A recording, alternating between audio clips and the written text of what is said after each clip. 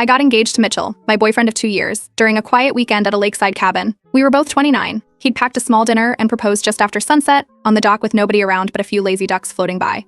It was simple, private, and felt like the exact kind of moment you remember for life. A week later, Mitchell invited me to dinner with his family. He was excited for me to meet everyone, especially his mom, Lorraine. I'd heard about her in bits and pieces, loved to host, loved tradition, loved her son, like he hung the moon. Nothing that sounded too unusual. We arrived at her house, and from the second the door opened, I realized this wouldn't be easy. She looked at my hands first, not my face, then raised her eyebrows at my chipped nail polish. Before I could say a word, she asked if I normally dressed this casually for family occasions. Inside, things didn't smooth out. She kept referring to me as Mitchell's little friend, not fiancé, not partner. Just little friend, like I was 12 and tagging along. Mitchell winced the first time, then ignored it. By dessert, she handed me a thick binder titled Lorraine's Bridal Guide. Inside was a full wedding plan already mapped out, guest list, venue, menu ideas, even preferred hymns. It included a location I'd never considered, and several people I'd never met. When I looked at Mitchell, he just gave a half smile and said she was just being helpful and that she gets excited sometimes. After that dinner, things escalated fast. The next morning, Lorraine texted me a photo of a dress she thought would look better on me than the one I had posted online a week earlier. I hadn't told her anything about my dress yet. She also began calling me at work to run through quick wedding ideas. I told her I was busy, but she'd leave long voicemails about seating charts, floral arrangements, and whether I'd considered switching to her church's pastor. One Tuesday, I came home and found her in our apartment. She'd let herself in with a key Mitchell had given her before we moved in together. She was moving our couch and said she was just helping the space feel more open. I asked Mitchell why she still had a key. He said he hadn't thought to ask for it back. Around this time, she offered to pay for our honeymoon. It sounded generous until Mitchell told me the catch: we had to use the travel agent she trusted, and she would be involved in the process. We said we'd think about it. At a lunch a few days later, she told me I should really consider cutting back to part-time work after the wedding, because a home runs best when a woman's in it. I said nothing. A week after that, she started pushing hard for a church wedding, in her hometown, 4 hours away. Half of my family would have to fly in. She didn't ask. She insisted. Then she reached out to my mom behind my back. I found out because my mom called, confused, asking if I really wanted lavender centerpieces and a unity candle ceremony. She tried to get my mom to team up with her. At a family brunch, Mitchell's younger sister caught me near the sink. She leaned in and said, "Don't let her bulldoze you. She thrives on it." You have no idea. That was the moment everything locked into place. I didn't argue. I didn't push back. I just started documenting. I saved every text, wrote down every conversation, took note of who was present for what. I wasn't going to scream or cry or demand. I was going to outlast her. Not by force, by control. And she'd never see it coming. The day after Lorraine dropped by our apartment uninvited for the second time, I told Mitchell we were hiring a wedding planner. I framed it as a stress saver. He agreed instantly. What he didn't know was that I had already contacted my old college roommate, Hannah.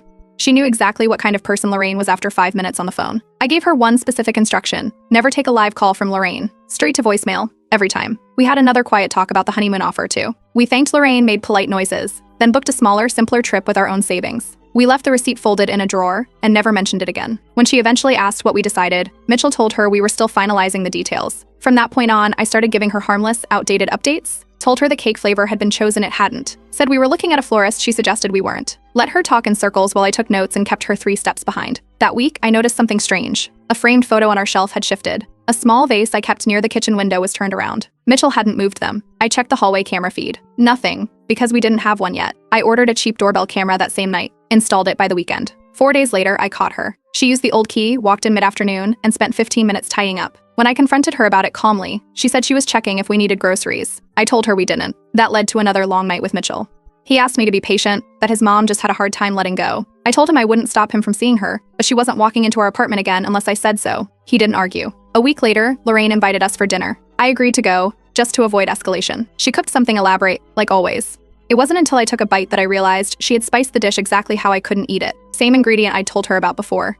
Mitchell noticed too, especially when I had to excuse myself halfway through. Lorraine acted surprised. Too surprised. After that, I pulled back from family events. Vague excuses. Busy with planning. Didn't feel well.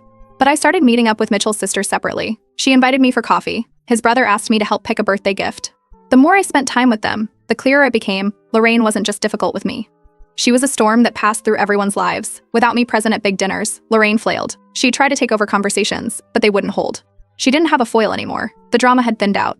People started noticing. 3 months after the wedding, Lorraine started dropping hints, asking if we were trying yet, mentioning cribs and nursery colors. Every suggestion was wrapped in pretend curiosity. One day, she sent a link to an article titled Top 10 Signs You're Ready for Grandkids. I didn't respond. Instead, I sat Mitchell down. I told him we needed to get certain things in writing, who had access to our home, how joint finances would be handled, and how big decisions were to be made. It wasn't emotional. It was a boundary-setting exercise. Mitchell hesitated. said he agreed in principle but warned me it would hurt his mom's feelings. I said, then she'll be upset. We drew up the agreements, shared calendar, shared passwords for financial apps, locked up the spare keys. After that, things began shifting. Lorraine would ask Mitchell about the wedding plans and he'd just nod vaguely. She started repeating herself, unsure of what she had already been told. She stopped getting real-time updates. For the first time, Mitchell started keeping things from her, on purpose. He didn't tell her where we were going for the honeymoon until we had already landed. He didn't tell her when we finalized the guest list or the menu. I didn't yell. I didn't block her. I didn't ban her. But the air around her was changing, and she didn't even know she was already losing ground. That December, Mitchell and I told Lorraine we'd be spending Christmas out of town with friends. What we actually did was stay home in sweatpants, eat leftovers, and watch movies for 2 days straight. It was the first peaceful holiday we'd had in years. To keep the momentum, I suggested Mitchell start visiting her solo once a month. No pressure, no confrontation. Just a gradual shift. He agreed. From that point on, he saw her over coffee or lunch on his way from work. I stayed out of it. She kept sending gifts for me, a chunky cardigan 2 sizes too big, a cookbook titled Being the Heart of Your Home, yeah, and a set of kitchen towels that had blessed this mess stitched in glitter thread. I returned all of it unopened. Not with a note, not with an explanation. Just a clean message, returned to sender. I also noticed she'd started referencing deliveries we hadn't even told her about. When a package arrived with my name, she'd text Mitchell about it. I switched our mailing address to a rented box across town. From then on, everything sensitive or personal went there. Then I adjusted the family group chat. I muted it, started a second thread with everyone except Lorraine, and made that the space for actual updates. Birthdays, holiday plans, dinner invites, it all flowed smoother without her noise clogging things. Nobody even questioned it. I met with a lawyer that same month and quietly shifted the deed for our apartment into a trust under my name. Mitchell signed without a pause. Said he didn't want anyone else thinking they had a stake in it, especially someone who once tried to rearrange our furniture while we were at work. Next came the money firewall. I opened a second account, one just for household needs. Groceries, utilities, subscriptions, repairs. I managed it alone. She'd used money as a pressure point before, but now there was nothing for her to track or dangle. Mitchell's siblings noticed the shift. His brother started texting me first about birthdays. His sister dropped by with wine and said, "You actually get things done." Not drama. When Lorraine tried to call a family dinner, nobody confirmed. But when I planned a weekend brunch, every seat was filled. Her reputation began to chip away. She told the family she'd picked the venue for our rehearsal dinner. I corrected her, gently in front of everyone. Said we'd already finalized it before her suggestion came through. I didn't even raise my voice. She brought up the baby question again too. Asked if we were starting soon or just delaying for now. I told her plainly that children weren't a current plan, and we didn't need advice on the matter. She pouted. Mitchell didn't add anything. That silence said more than any argument ever could. Then she showed up at our apartment again. Uninvited. I watched her ring the doorbell from the camera feed, then walk to the window and peer in like she was checking for signs of life. I didn't open the door. Mitchell didn't either. She called him. He picked up and told her, "You can't just do that anymore." That moment stayed with him. A few nights later, he asked me to come with him to his cousin's BBQ. Halfway through the event, he leaned over and said, "This is what calm feels like." He'd started noticing the difference, how light things felt around my family versus the constant edge around his mom. That led to her next stunt. She tried to stage an intervention. She reached out to Mitchell's cousins, an uncle, a few friends, claiming she was worried about him, worried that I was changing him. She asked them to show up to her house on a Saturday to talk some sense into him. Nobody came. We only knew about it because her sister, one of the few people still talking to her, told Mitchell after the fact. Apparently, Lorraine had set out chairs, made sandwiches, and waited for 3 hours. Alone. The next time we had a full family dinner, Mitchell's birthday, Lorraine tried to poke at my job again. Said something about how corporate women always miss the small things. Mitchell cut in before I could. He told her we weren't doing that anymore. The table went silent. She sat quietly for the rest of the meal. She was still present, still loud in her own way, still offering help nobody asked for. But something had shifted. Her strings were fraying, and by now most of them were in my hands. Lorraine invited us over for Sunday dinner. I told Mitchell he could go if he wanted, but I wouldn't be coming. He went alone. Came back 2 hours early with Tupperware full of food. I opened one container and caught the smell immediately, loaded with spices I couldn't eat. I threw it out quietly and made something else. A week later, Mitchell's aunt came to town. First time meeting her. Within an hour of sitting in our living room, she leaned over and said, "You run this place like a ship. Calm and steady. I like it." She didn't say it to be polite. She had already seen Lorraine earlier that day. Later that same week, I walked into the kitchen and overheard Lorraine on speakerphone with one of her friends. She was telling a story about how I had isolated Mitchell and made decisions without asking him. I walked past and said, without stopping, Mitchell set his own boundaries. "You just don't like them." She didn't reply. The next day, we updated our estate planning. Mitchell removed Lorraine as his emergency contact, so replaced her with me. The lawyer nodded and made the change without question. That weekend, we changed the door lock completely. We gave keys only to 2 trusted friends, not even Mitchell's sister. Lorraine no longer had any way into our home without us allowing it. We didn't tell her. We just let her find out the next time she tried to drop something off. She didn't take that well. 2 days later, she told Mitchell I needed to understand my duties as a wife. It was her most direct demand yet about children. He stood up, grabbed his keys, and left her sitting mid-sentence. That night, he called her and told her never to bring up children again. She stayed quiet. She tried a new tactic the next week, offering to help decorate our guest room. I told her it was already being handled by Mitchell's sister, who, by the way, was getting paid for it, and doing a great job. 3 days later, Lorraine showed up with curtains, throw pillows, and a box of photo frames. She rang the bell. I didn't open the door. I told her through the speaker we were good.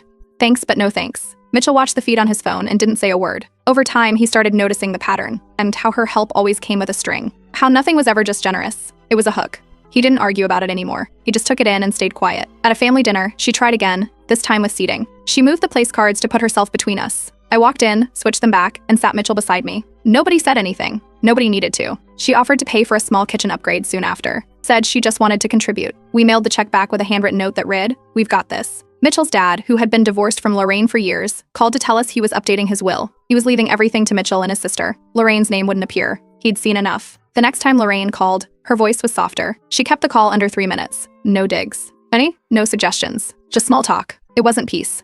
It was her reloading. For Mitchell's birthday, I planned a small get-together, just a few close friends and his siblings. No big announcement. No decorations Lorraine could control. And for the first time ever, she wasn't invited. The night went smoothly. Laughter, music, his favorite cake. Nobody mentioned her. The next morning, Lorraine called Mitchell and left a single message, "I hope you had fun with your new family." He never replied. Over the next few weeks, Mitchell's siblings started reaching out to me directly. His brother asked for help planning their dad's retirement gift. His sister forwarded me a list of restaurants for Thanksgiving reservations. They vented about Lorraine's behavior without asking for solutions, just space from the noise. I suggested to Mitchell that we set up bi-weekly financial check-ins, just 30-minute reviews to go over our joint accounts, long-term goals, and shared decisions. It became routine fast, and it made him more careful with what he shared outside our home. Then we uncovered another lie. Lorraine had told Mitchell's sister that I was the reason she hadn't been able to see him lately. Said I was keeping him away. I pulled up a voicemail from Lorraine just days earlier where she thanked me for giving her space and said she was finally learning boundaries. We played it for his sister. That story ended there. Lorraine started to fade. She stopped showing up in the family group chat. Didn't respond to invites for game nights. Nobody told her not to come, she just didn't hold anyone's interest anymore. When Mitchell's brother bought a new place, we hosted a housewarming party. Decorations, drinks, music, no drama. Lorraine showed up anyway, holding a pie she hadn't been asked to bring. Nobody stopped her from entering, but nobody asked her to stay either. After that, Mitchell told her she was still welcome at future events, but not part of any planning. She tried to argue. He didn't flinch. She tried one last trick. Offered to buy us a new car, saying it would be a gift if I didn't mind it being in her name. We declined without blinking. Then we found out she had co-signed a loan in Mitchell's name years ago, unpaid. It was small enough to handle, so Mitchell paid it off that day, and then called her to say it was the last time she'd ever make a financial decision on his behalf. His sister finally snapped during a quiet dinner. Told Lorraine to stop turning every conversation into a guilt trip. Lorraine didn't call her for 2 weeks. She started offering babysitting for when the time comes. We both just smiled and said, "We already have our backup plans." I kept a folder of screenshots, voicemails, and financial history, every manipulated moment, every subtle push, just in case she ever tried to flip the story. Then came the call. Mitchell told her, clear and calm, that he didn't need a mother who competed with his wife. She cried. He waited. She tried to twist it. He stayed quiet. By now, nobody had locked her out. Nobody banned her. She just faded into the background. Not because we forced her out, but because she built the corner she ended up in. When November rolled around, Lorraine announced she would be hosting Thanksgiving. We already had plans. Mitchell's siblings were coming to our place. Nobody responded to her message. Nobody switched. On Thanksgiving Day, while we were plating sides and laughing over a dropped pie crust, Lorraine posted a photo in the family group chat. A perfectly set table. Empty chairs. No people. No caption. No one replied. A month later, she tried again. She booked a cabin for New Year's weekend and sent out payment requests, dividing the cost evenly across everyone. We told her we already had other plans. So did her daughter. Her brother left her message on read. Mitchell's sister came over to help prep for our small New Year's dinner. While peeling potatoes, she told us Lorraine had tried guilting her into skipping it, said she was choosing sides. Instead, she stayed late with us, helped set up the fire pit, and toasted at midnight. We stopped mentioning Lorraine unless necessary. No recaps, no venting, no debates. Without that oxygen, her presence in our life went quiet. Until one morning, Mitchell got a call from a distant cousin. The old family piano, the one he used to play as a kid, had been sold. Lorraine hadn't told him. Just sold it off, saying she needed the space. Mitchell didn't yell. He didn't ask her why. He simply never called again after that. She reached out weeks later, asking for help covering a small medical expense. Mitchell transferred a modest amount and replied that he was focusing on his own future now. Nothing more. When we paid off our home, we didn't tell her. We had champagne with his siblings, grilled outside, and framed the final payment receipt on our wall, quietly. Fully ours. Mitchell got a promotion around that time too. A dinner was held in his honor. His team, his siblings, a few close friends. Lorraine wasn't told. Nobody even asked why she wasn't there. At his dad's birthday, a big, extended family photo was taken. Lorraine was there, but she ended up far at the edge. Not deliberately. Not even discussed. She just arrived late, stood where space allowed, and no one shifted to center her. Mitchell and I renewed our vows quietly on our anniversary. A local garden, 2 witnesses, handwritten promises. Lorraine found out days later when she called and got no answer. She sent an anniversary gift. A framed picture of Mitchell as a boy, with a long handwritten letter tucked behind it. We mailed it back with a short note, "We're good." 3 months passed. No calls. No texts. No questions sent through cousins. Just nothing. No tantrum. No accusations. Not even a final guilt trip. Maybe reflection. Maybe just retreat. But the end didn't come with a scream. It came with silence. She still exists. Still technically family. Still sees some relatives in passing. But her reign ended not with a door slammed shut. It ended because no one was holding it open anymore. She reached for control one too many times. And when she opened her hand again, there was nothing left to grip. It had been nearly 5 years since Mitchell and I got married. Lorraine hadn't stepped inside our home in over 2 of those years. There was no final argument. No slammed doors. She hadn't been cut off with ultimatums or announcements. Just slowly, piece by piece, she was removed from relevance. Her access slipped. Her influence faded. And we didn't chase after her. We bought a second property, our first rental investment. It was a big milestone. We didn't mention it to her, not out of spite, just because her opinion didn't matter anymore. At family events, her voice had no weight. She sat off to the side, trying to join conversations that didn't slow for her. Even the cousins who once hung on her every word had shifted. They now came to me for recipes, asked Mitchell for career advice, and invited us to host holidays. That year, every invite she sent out was ignored, except by her sister. Mitchell's father passed a few heirlooms to us, quietly, no ceremony. He just said, "I'd like them to stay somewhere peaceful." We found out we were expecting not long after. We told no one outside his siblings for months. When we finally shared the news with the wider family, we added one simple line: "We've chosen the name already. No suggestions, please." Lorraine eventually asked Mitchell what the baby would call her. He replied, "We'll see how involved you are first." That ended the conversation. Our daughter was born healthy. Mitchell's siblings came to visit. Lorraine didn't, though we knew she knew. A gift basket showed up a week later. Wrong name on the tag. No card. We dropped it off at a shelter the same day. When family photos were taken, Lorraine wasn't in any of them. Not excluded, just never there. We updated our will soon after. Legal guardianship, asset access, all reassigned. Lorraine's name didn't appear anywhere. Her power wasn't taken. It simply expired. She kept playing the same games. We just stopped playing back.